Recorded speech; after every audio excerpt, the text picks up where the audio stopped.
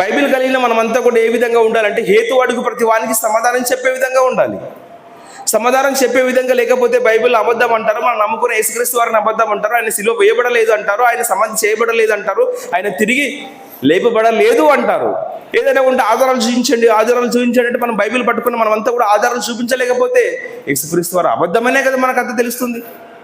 యేసుక్రీస్తు వారిని ఏ విధంగా నిజమని చూపించాలి?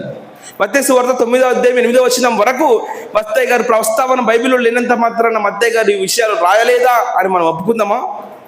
బైబిల్ చదువుతున్న మనం అంతా కూడా ఏం గ్రహించాలి? మొదట ఆదికాండం 1వ అధ్యాయం నుండి ప్రకటన గ్రంథం చివరి అధ్యాయం చివరి వచనం వరకు ఏ విధంగా కలిగిందంటే, ఒక మనిషిని ఊహను బట్టి మాత్రం అది కలగలేదు. ప్రవచనం ఎప్పుడునూ మనుషుని ఇష్టానుసారంగా కలగలేదు, కానీ పరిశుద్ధాత్మ వలన ప్రేరేపింపబడిన వారై దేవుని మూలంగా పలికారు. దేవుడి చెబితే రాశారు వీళ్ళంతా.